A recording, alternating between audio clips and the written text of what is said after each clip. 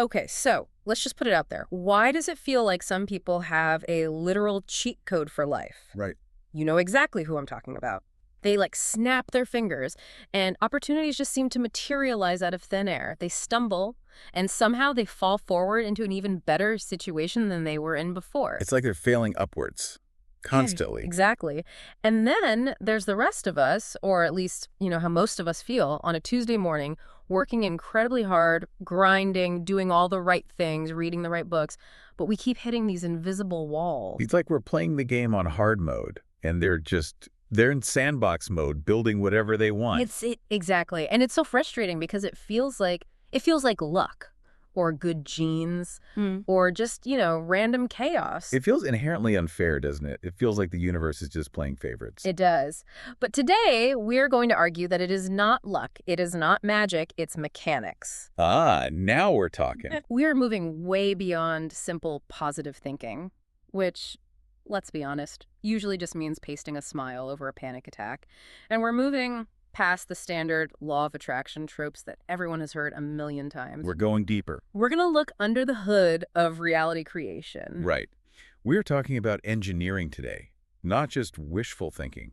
Specifically, we're doing a deep dive into the concept of transmutation. Transmutation, I mean, that sounds like alchemy. It sounds like wizards in a tower or something. Because it is alchemy, but not the Harry Potter kind. We aren't talking about physically turning a lump of lead into a gold bar. Yeah. At least not in the way you do in a chemistry lab. Okay. We're talking about the alchemical process of changing one form of mental energy into another.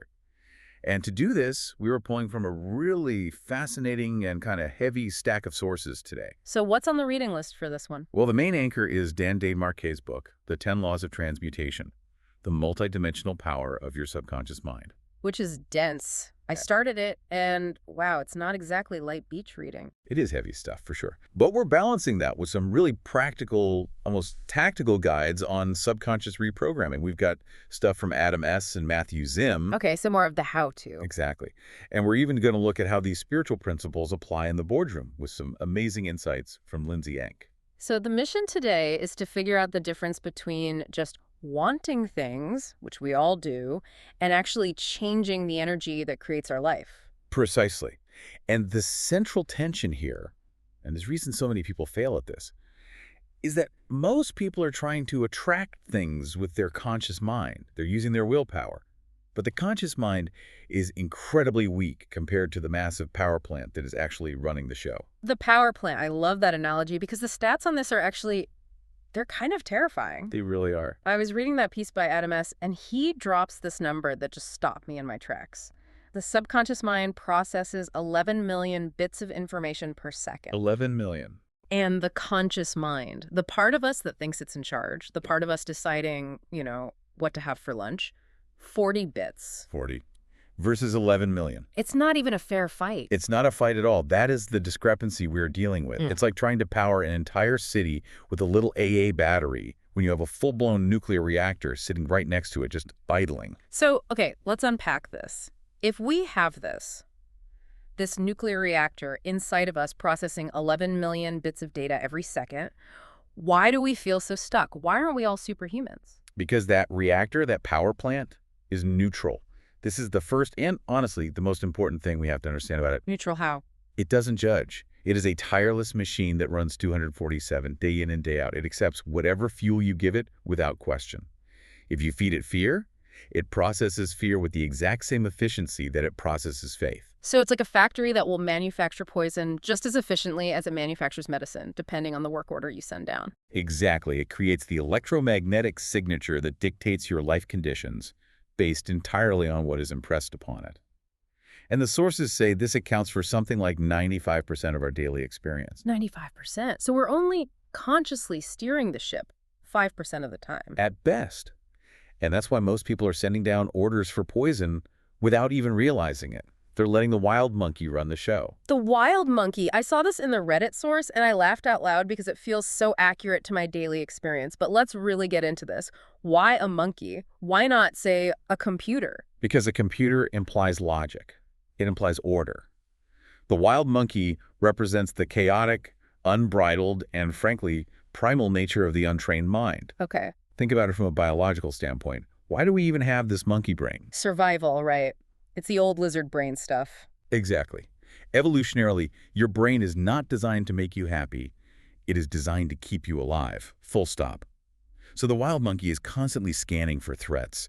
Is that a lion in the bushes? Did that person give me a weird look? Am I about to get kicked out of the tribe? It's energetic, it's chaotic, and it never, ever gets tired. So if you don't give this monkey a specific task, what does it do? It tears up the house. It gets bored. It starts throwing debris at you. And the debris is what? Anxiety. Anxiety, worst-case scenarios, intrusive thoughts, replaying that one embarrassing thing you said at a party in 2014 over and over again. Oh, God, that's too real. The monkey is bored. It wants to do something. Right. So if you don't give it what the sources call a burning desire, a specific high-stakes goal to focus on, it will literally manufacture drama just to keep itself occupied. That explains so much about self-sabotage. We create problems just to have something to solve. We do, but, and this is the important part, if you give that monkey a specific job, if you train it, it becomes hyper-focused. It becomes an incredible tool.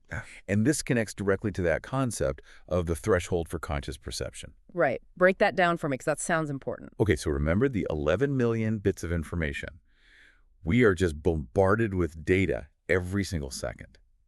The temperature of the room, the low hum of the fridge, the color of the wall, the traffic noise outside. Right. I wasn't even aware of the fridge humming until you said that. Exactly. You can't handle all that data consciously, your brain would short circuit. So the subconscious acts as a gatekeeper.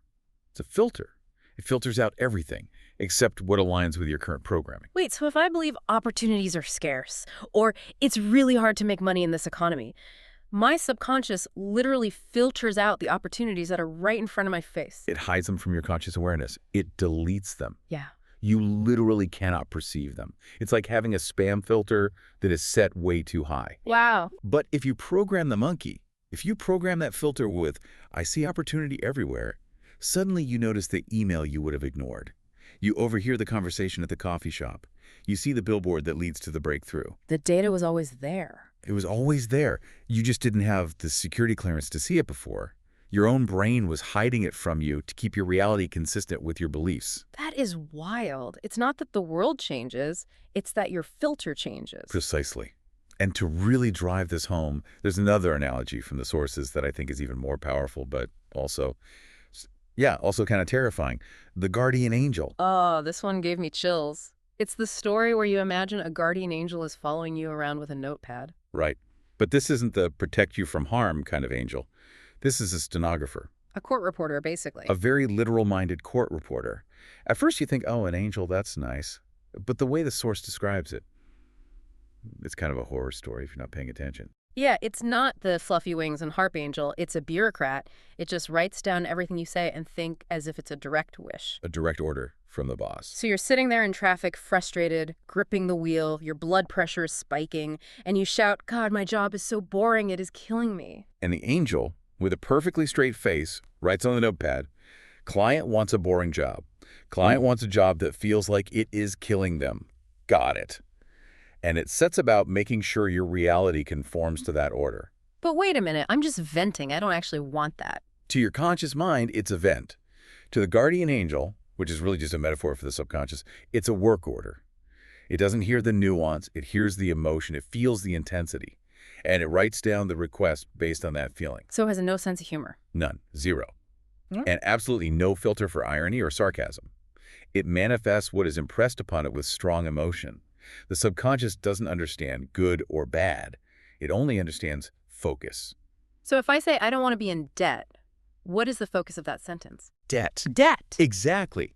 You are focusing intently, with high emotion, usually fear, on the word debt. So the stenographer just assumes, wow, the boss is really obsessed with this debt concept. We better manufacture more of that to keep them happy. That is a terrifying thought. But it's also incredibly empowering if you can flip it.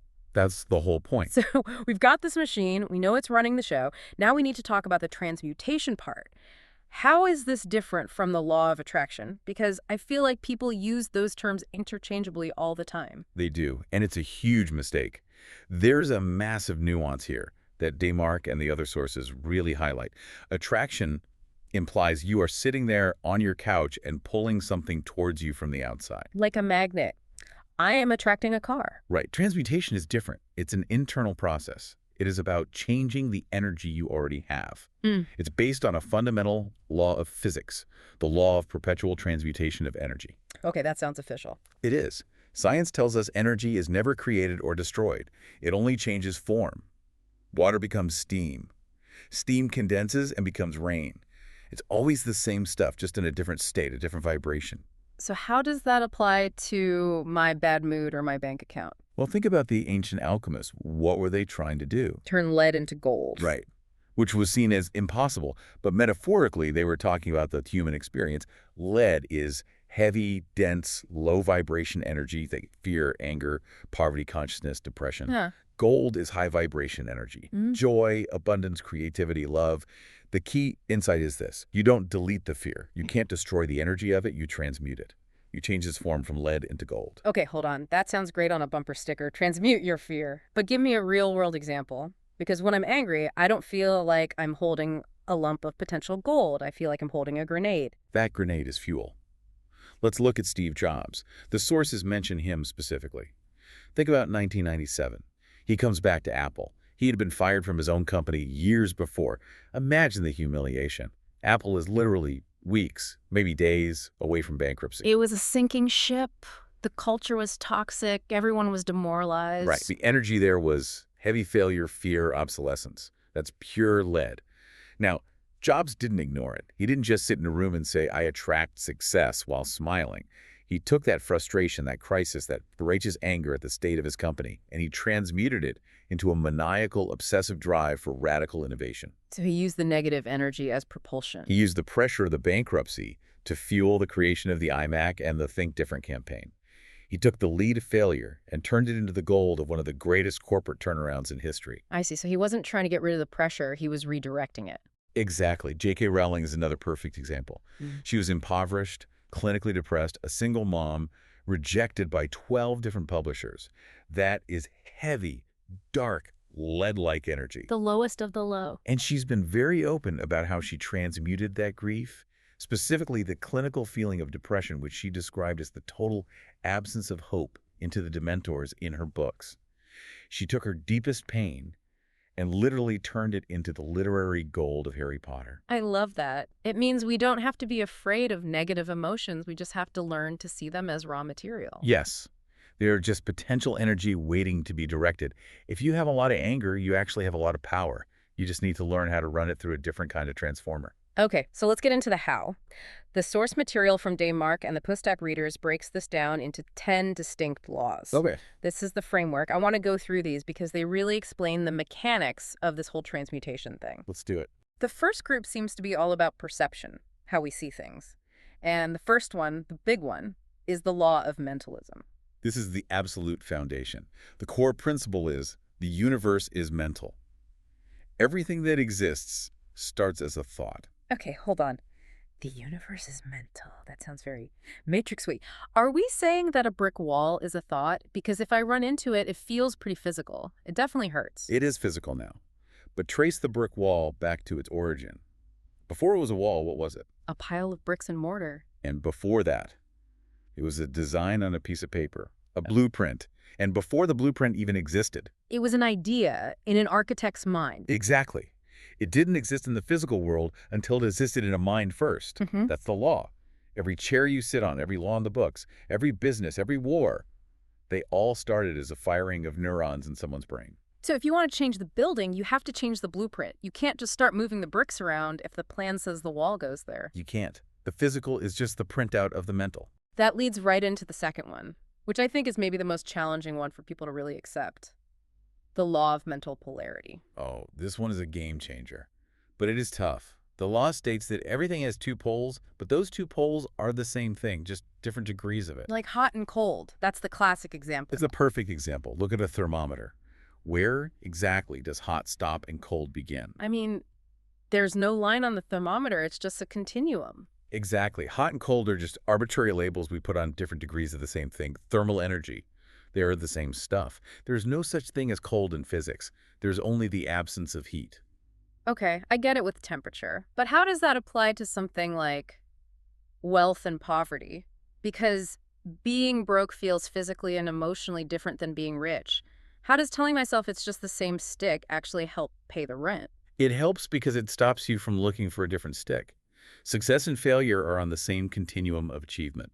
Wealth and poverty are on the same continuum of financial energy. So why does that matter? Because it means you can slide.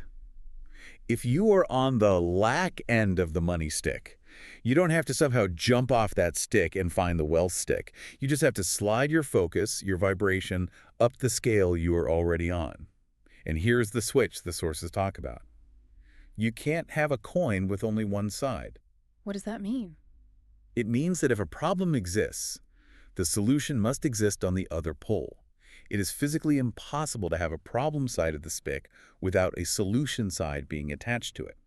They come as a package deal. That is actually really comforting. So if I'm in a crisis, the solution is literally in the room with me. I'm just focused on the wrong end of the stick. You're staring at the ice wondering where the fire is, but it's all just temperature. You just have to learn how to transmute your focus from one end to the other. Okay, that makes sense. Let's talk about the law of relativity. This is the third one in this perception group. This one is all about comparison.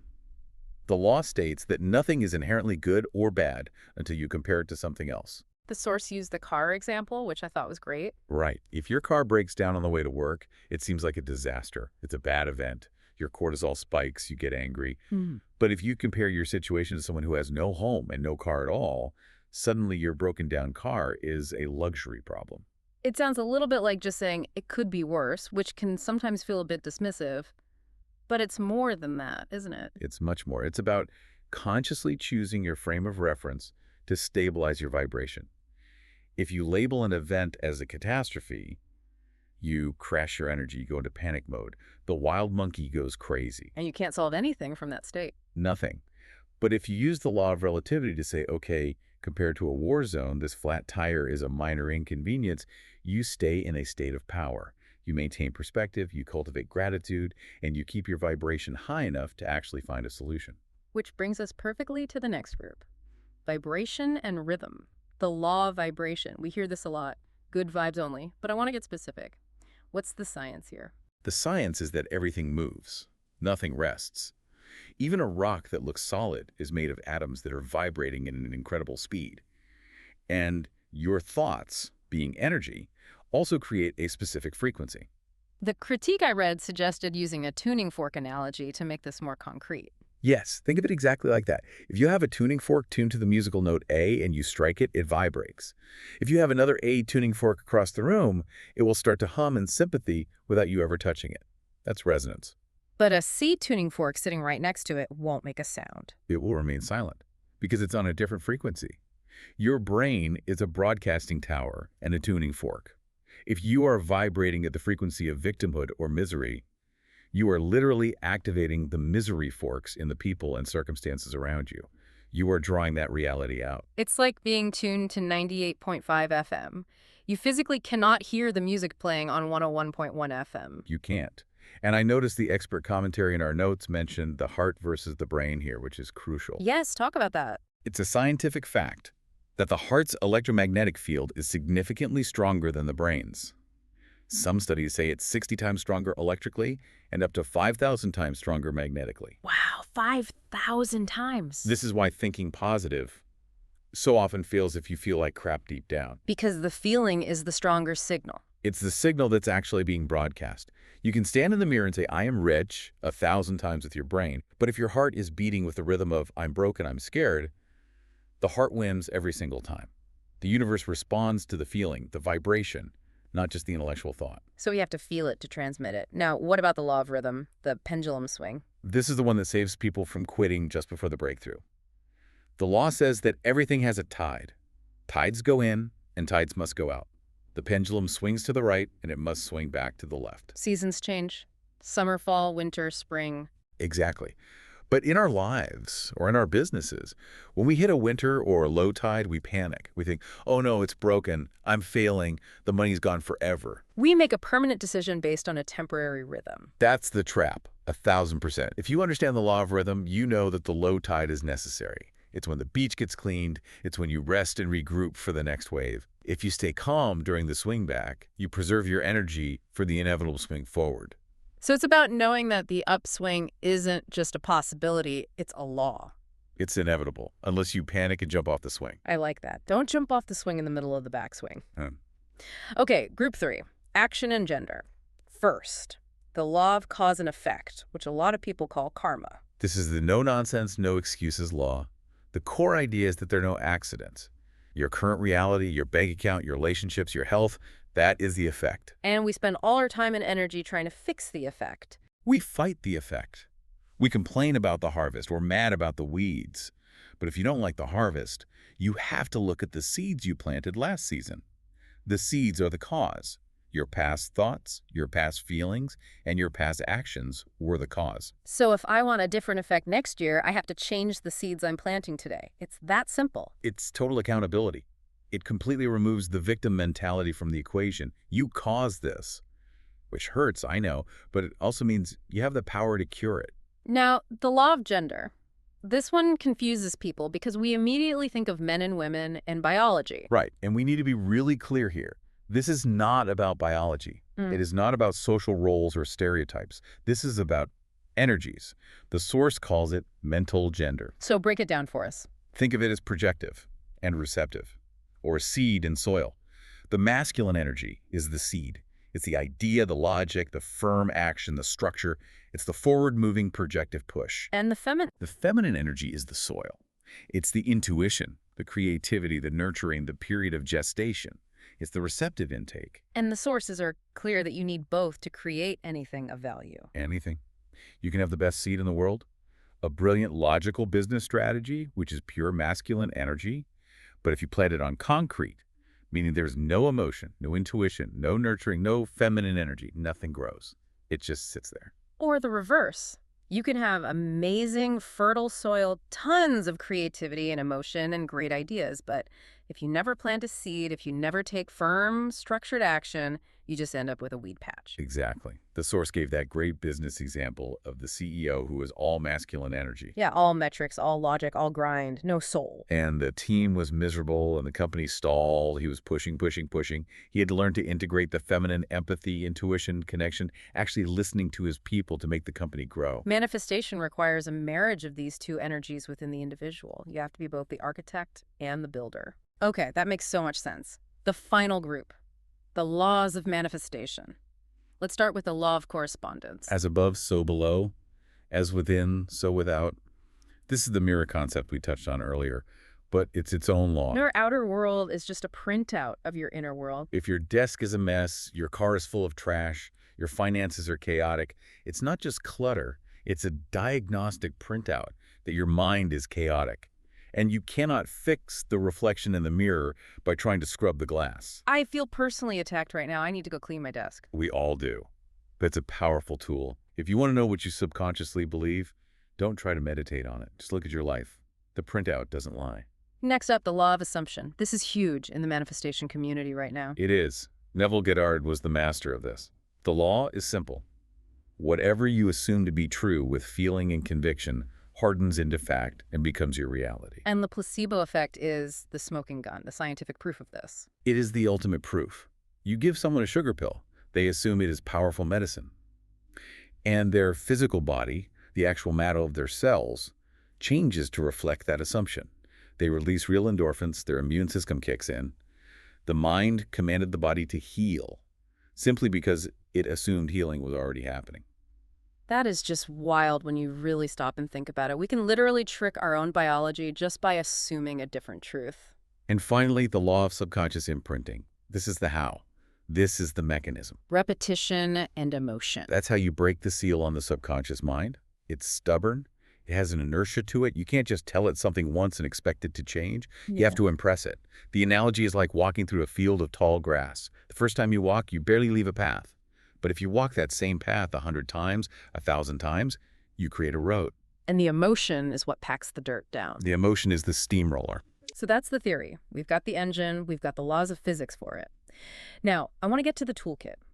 How do we actually drive this car? Because the sources gave us some really specific, actionable techniques, and I want to walk through them step by step. Let's do it, because these aren't just sit and think exercises. They are active interventions in your own mind. Okay, let's start with one for in-the-moment crises. The delete button or the cloud to light technique. This is for when the wild monkey starts throwing stuff at you. Right. So a negative thought pops into your head. I'm going to fail this project. The normal human reaction is to spiral. You follow that thought down the rabbit hole of anxiety. This technique is designed to stop that momentum cold. So you visualize it. How does it work? You literally visualize a big red delete button in your mind's eye, like on a keyboard. When the thought comes, you mentally see your finger reaching out and you smash that button. See the thought pixelate and disappear. And the cloud one. Same idea. You visualize the thought as a dark, ugly cloud hovering over you. Then you mentally blast it with a powerful laser of golden light from your heart or your third eye. You just watch it dissolve and evaporate into nothing. It sounds a little silly, almost childish. Why does this actually work? It works because it requires conscious intervention. You are breaking the pattern of passive thinking. You're actively stepping in and saying, I see you, negative thought, and I am not engaging. I am transmuting you. It stops the snowball effect. It prevents a fleeting thought from gathering enough emotional weight to become a solidified belief. Okay, I can see that. Next one, the sleep method. This one comes from Adam S., and it seems like maybe the most efficient one. This is highly efficient. We know the conscious mind is the gatekeeper, right? It's the bouncer at the club, checking IDs and keeping new ideas out if they don't match the current vibe. Right. Sorry, pal, you're not on the list. When you go to sleep, the bouncer goes on break. The conscious mind, the critical factor, shuts down. But the power plan, the subconscious, stays open for business all night long. So that's the window of opportunity. That is the golden window. The moments right before you drift off into sleep, that hypnagogic state, are unbelievably crucial. And what do most people do with that time? Worry. They lie there and replay all their stress from the day. They worry about tomorrow. Exactly. They're literally programming their power plan to create more anxiety for the next day. They're placing a work order, and the subconscious says, got it. Boss wants anxiety for tomorrow. Coming right up. So the sleep method is hijacking this time for a better purpose. You are hijacking it. Okay, but practically speaking, how do you do this? Because if I lie in bed and try to loop a scene, my mind wanders, or I just fall asleep in 10 seconds, or I start thinking about my grocery list. That's the common failure point. Adam S. is really specific here. You don't want a long, complex movie. You want a GIF. A GIF. A short 3 to 5 second scene that implies the wish is already done, not the process of getting it. The end result. Give me an example. Let's say I want a promotion. Okay. Don't visualize the interview or the meeting with your boss. That's the process. Visualize your partner or your best friend shaking your hand and saying, congratulations, I knew you'd get it. Feel the sensation of the handshake. Hear the specific tone of their voice. Loop that single sensory-rich moment over and over. And the key is the feeling. The feeling is the ink. The visualization is just the pen. If you visualize it, but you feel empty or skeptical or desperate, you're writing with invisible ink. You have to conjure the actual physical sensation of relief or joy or gratitude as you drift off. You're giving the factory its work orders for the next 8 hours. And it processes that command uninterrupted all night long. It's incredibly powerful. That is powerful. Okay, let's talk about the mirror technique. This one sounds intense. It's confrontational, but very effective. Adam S. talks about this a lot. You stand in front of a mirror, you get close, and you look deep into your own eyes, not at your hair, not at a blemish, but into your pupils. And then you just say things. You speak your new truths. I am confident. I'm worthy of love. I'm a successful person. Why does looking into your own eyes matter so much? Because you can't lie to yourself when you lock eyes. It's deeply uncomfortable at first. If you say, I am successful, but deep down you don't believe it, you will see the flinch in your own eyes. You'll feel the resistance. It forces you to confront your core self-image. It helps re-engineer what the source calls the emotional house. It drags you out of the basement of fear and into the light.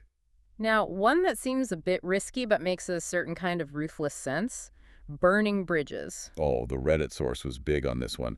The idea of destroying Plan B. Why? I mean, isn't having a safety net just smart? Isn't that what we're always told? Logically, yes. But psychologically, for the subconscious, no.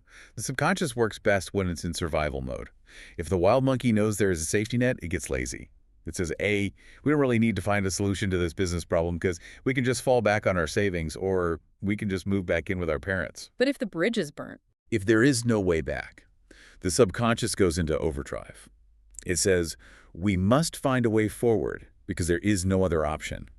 It unlocks a level of creativity and grit and resourcefulness that is simply not accessible when you're comfortable. It's the burn the boats strategy of ancient generals. Exactly. It's Hernan Cortez landing in the New World and ordering his men to burn their own ships. You can't retreat if the ships are nothing but ash. You vote differently when retreat isn't an option. Finally, in the toolkit, scientific prayer or affirmations. But the expert notes make a really important distinction here between prayer and begging. It's a huge distinction. Most people, when they pray with hope. Please, God, I hope this happens for me. I wish I could get this. What's wrong with hope? Hope is supposed to be a good thing. Hope implies doubt. Hope implies it hasn't happened yet and that it might not. It's a vibration of lack. Scientific prayer, as Desmarques and the other mystics describe it, is an affirmation of a truth that already exists. It is speaking with faith. Faith implies certainty. Faith says, thank you that this is done. It aligns perfectly with the law of assumption. You aren't asking for the car. You are giving thanks for the car that is already yours in the mental realm, waiting to be delivered. It's a command, not a plea. That shift from, please may I have this, to thank you that I am this is the entire key. It changes the vibration completely. One is begging from the outside, the other is commanding from the inside. I want to pivot now to section 5, the corporate mystic. We need to give this some real space because we have this great source, Lindsay Yang, writing about applying Baha'i principles in business. And I think this grounds everything we've talked about because sometimes this stuff can feel very solitary, like it's just me in my room trying to manifest something. Right, but business is where the rubber meets the road. It's where your energy meets other people's energy and deadlines and payroll. If you can't make it work in a team, you haven't really mastered it. N tells this very vulnerable story about being a young female leader. Yes, she was struggling. She was young, she felt unproven, she had massive imposter syndrome. So what did she do? She reverted to what she thought a boss was supposed to act like. The hyper-masculine archetype, the lone wolf. A toxic version of it. The lone hero. It was all ego, all defensiveness. She built silos around her department. Her thinking was, I have to protect my team, I have to have all the answers, I can't show weakness. And it almost bankrupted the entire company. Because she was blocking the flow of energy and information.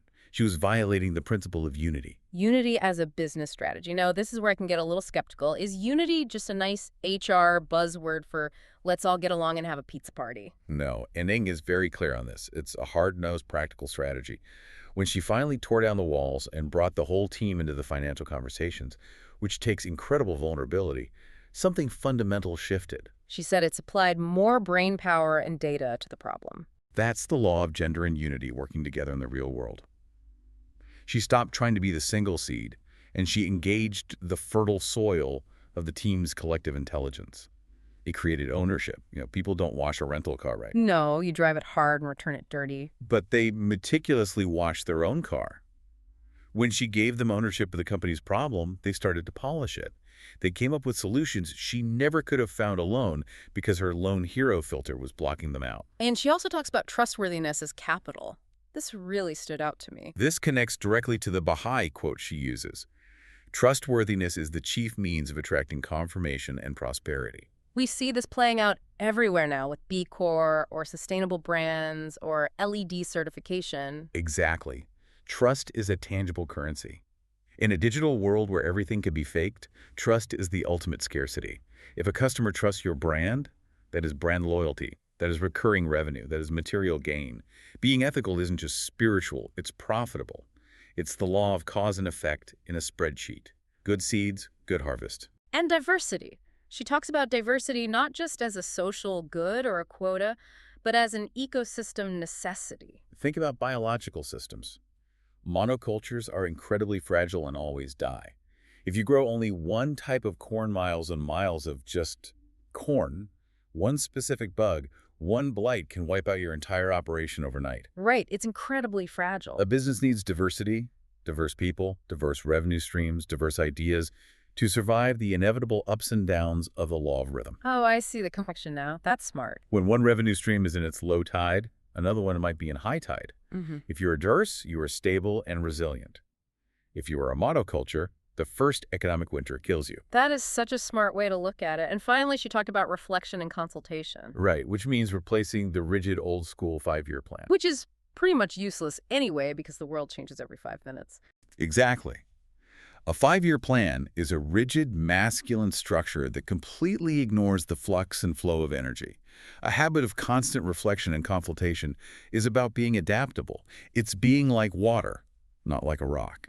It aligns your business strategy with the dynamic, rhythmic nature of the universe itself. So, wow. We've covered the engine, which is the subconscious. We've covered the laws, which are the mechanics. We've gone through the toolkit, which are the buttons and levers. And we've looked at the real-world application in business. We have covered a lot of ground. It's a whole new operating system for reality. So what does this all mean? If we have to boil it all down to one core idea, what is it? The common thread between the mystic, the CEO, and the quantum scientist here is that we are creators. We are not passive observers. We aren't just watching the movie of our lives. No. We are the projectionist. Oh. And the scriptwriter. Yeah. And the director. We have this power plant inside us. Most of us, for our entire lives, just let it run on autopilot, playing the old tapes we recorded in childhood, tapes of fear, limitation, and I'm not good enough. And the guardian angel is just diligently writing it all down. Client wants to not be good enough. Check. Precisely. But the whole point of this deep dive is that you can grab the controls. You can walk into the control room. You can use the delete button to stop the old tapes. You can use the law of polarity to slide from fear to courage. You can use the sleep method to consciously plant new seeds for the factory to grow overnight. It's taking radical responsibility. That's the provocative thought I really want to leave people with, based on the law of cause and effect and the law of correspondence. I know where you're going with this, and it's a tough one. If you look around your life right now, your bank account, your relationships, your physical health, your level of happiness, and you see something you don't like, are you brave enough to admit that you are the cause? Oof, that stings, because it's so much easier to blame something else. It stings the ego. But think about the flip side. The moment you admit you are the cause, you get to claim all the power. If you are the cause of the problem, you are also the source of the cure. Right. If you blame the economy or your boss or your parents, you are powerless. You're a victim. You're just a leaf in the wind waiting for luck. But if you say, I created this mess with my past thinking and feeling, then you can also say, and I can create a masterpiece with my new thinking and feeling starting right now. That is the ultimate empowerment. It hurts your ego for a second, but it liberates your soul forever. It's the only thing that actually liberates you. So here is the challenge for everyone listening. Don't try to do all 10 laws today. You'll just burn out the monkey. Please don't just pick one. Pick one. Maybe it's the law of polarity. The next time you feel that lack feeling, just try to mentally slide your focus to the abundance end of the stick. Maybe it's just the sleep method. Take control of those last 5 minutes of your day. Test it. Treat it like a science experiment. Yeah. Give it 1 week of consistent effort. Don't take our word for it. See if the printout of your reality begins to shift, even a little. And see what your power plant produces when you give it a better work order. This has been a massive deep dive. I feel like I need to go meditate or clean my desk. Or both. As within, so without. Exactly. Go transmute some lead into gold, everyone. Thanks for listening to The Deep Dive. See you next time.